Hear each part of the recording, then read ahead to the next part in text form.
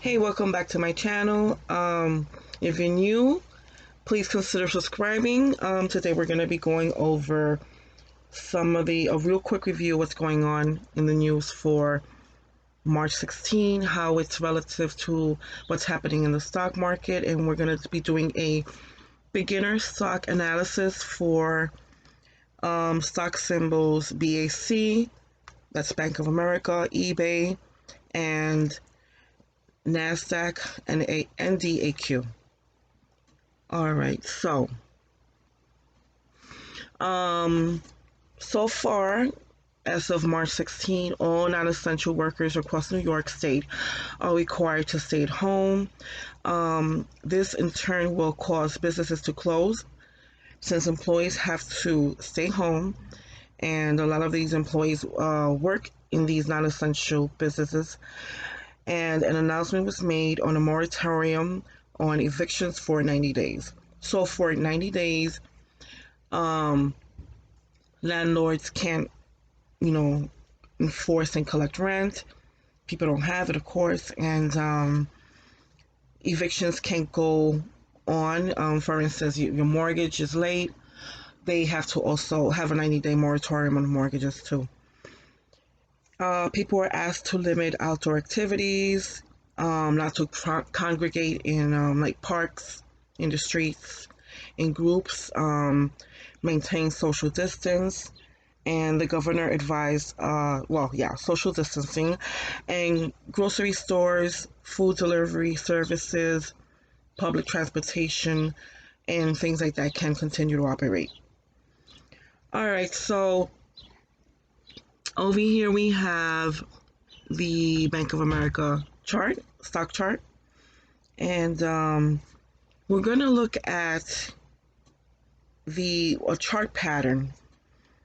And this is a chart pattern we see a lot, and it's called the Head and Shoulders chart pattern. And it's basically, let's see if I can outline it for you here. It's like you'll see like a shoulder, a head, and a shoulder. And usually in the second shoulder, the stock will continue to fall. So like it's going up this way, and then once it passes the head, it continues to fall. And the neckline is usually around here, like from shoulder to shoulder, and then from there you see the stock falling. So we see the stock on the second shoulder. It did fall on April the 14th. We're looking at now, and the stock fell from 2363, which was on the 14th, and on the 15th it opened at 2256, and it ranged for a bit. Let me see if I can show you that. It ranged for a bit here, and then it continued to fall again from the 15th to the 16th. Okay. So that's the Head and Shoulders pattern. Okay. I don't know if I can. Let me see if I can write that here on the chart. Okay. Well, it's not a really good writing tool, but I'll just write shoulders. It's a Head and Shoulders pattern, chart pattern. All right, so let's look at another stock. Let's look at eBay. Okay, let's go down a little. Here we go. Now, eBay is not a Head and Shoulders pattern, but it's a trending pattern. So eBay has continued to trade up, and let's see, for the whole week it remained on an uptrend. So in the beginning of the week, it started at 34.11, and at the end of the week It's went to, let's see if I can get rid of this so I can see.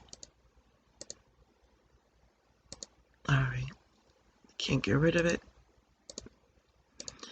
Anyway, it went up to 37.45. So it rose quite a bit. On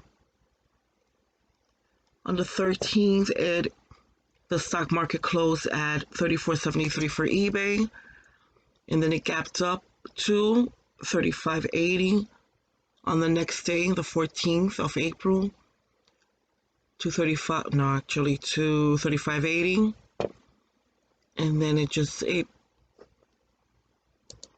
traded in a range for the rest of the day. The next day it gapped down to 35.40, and it traded ranged up. It trended up for the next 2 days, and let's see if I can just lengthen this. Okay, and then on the last day, it more or less ranged. It stayed on a steady range. But basically, it was on an uptrend. eBay was an uptrend for the last week of April. Well, actually, April 14th to the 17th. Okay. Now we're going to look at Nasdaq. And again, we have an uptrend. We've got the simple moving averages below us. So we've got the 200 simple moving average, and it's in an uptrend. We've got the 50 moving average, it's in an uptrend. We've got the 20 and the 9, and they're all aligned in an uptrend. And let's see, the week started at 104.48, and it ended at 111.22, and it went up in a steady uptrend.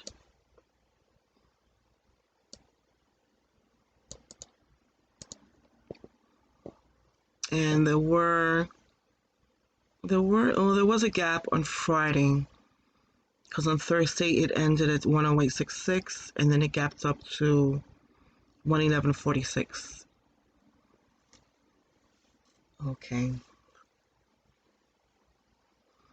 Okay, and let's look at another. Let's look at Uber. Okay, Uber seems to have been all over the place. The simple moving average were more flat than anything else, and it seemed to actually not all over the place, but it was in a range, as you can see. It's in a range, a steady range for this week of April. So it wasn't really that much. It opened at let's see, 27.16. Okay, and it closed at 28.06, and most of the bars were going up in an uptrend. So for the first day of that week, it trended up. The second day of the week, it opened bullish, but middle of the day it went down, and then it continued back up. So basically, it was in a range-bound motion. Up, it went up, down, but it stayed within a range. There were two highs, but it never went past that and went up to 28.60, but it never went over that. So there was a range there, and then and in the bottom, 26.56, and it didn't go any lower than that. 26.56. All right, so that's it for this video. Please remember to like and subscribe if you haven't done yet. Comment and share this video and let everyone know what we're doing here at LR Options. Thank you again. Bye-bye.